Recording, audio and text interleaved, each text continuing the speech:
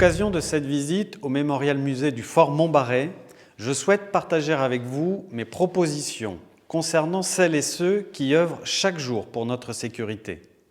Ils sont le socle de notre démocratie, car ils garantissent la sécurité qui est la première de nos libertés. Par leur engagement, ils mettent chaque jour leur vie au service des autres. Nous devons leur redire la fierté qui est la nôtre. La patrie ne sera jamais un mot honteux pour moi. Et je souhaite dire à ceux qui la servent qu'ils me trouveront toujours à leur côté. Je pense à nos policiers nationaux. Je salue leur travail pour notre sécurité, leur engagement pour lutter contre la criminalité, les trafics de drogue et la délinquance. Ils doivent être soutenus. C'est dans cet objectif que nous avons proposé la création d'une police municipale de 50 agents et le déploiement d'un dispositif de vidéosurveillance et de vidéoprotection. Nous ferons de la sécurité la priorité numéro 1 de notre mandat. Je veux également redire mon soutien à nos pompiers. C'est pourquoi notre liste s'engage dans son programme à financer l'indispensable plan de reconstruction et de réaménagement des centres d'intervention et de secours des pompiers de Kerlan et de Foch. Enfin, je terminerai en évoquant celles et ceux qui sont constitutifs de l'âme de Brest, nos militaires. J'entends des candidats à l'élection municipale nous dire vouloir reprendre possession du fonds de Pinfeld, comme si la marine l'avait confisqué. Je me refuse à cette vision qui voudrait opposer Brest et les Brestois d'un côté et la marine et les marins de l'autre. L'histoire nous rappelle que Brest et la marine sont indéfectiblement liés et que ce lien est constitutif de notre identité. Nous devons en être fiers.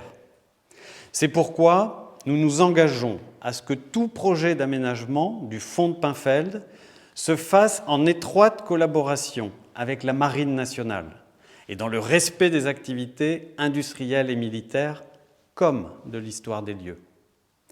J'ajoute que la dernière loi de programmation militaire va permettre à la base de Brest de présenter d'ici 2030, c'est-à-dire demain, un tout nouveau visage avec des unités et des moyens modernisés.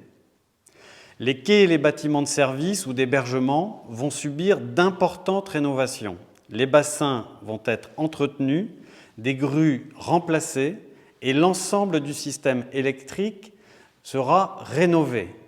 Cela représente 460 millions d'euros d'investissement pour la seule base de Brest. Ce plan d'investissement associé au plan famille va améliorer l'attractivité de la marine et de Brest en favorisant l'arrivée dans notre ville des marins de demain.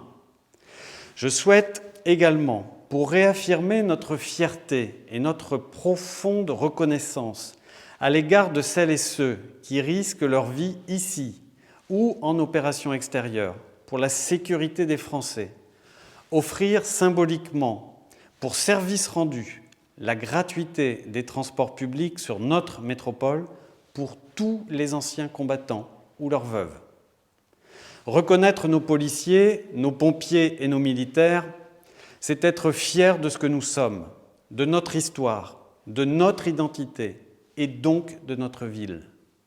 Ce sont les propositions que nous faisons et que nous soumettons à vos suffrages les 15 et 22 mars prochains.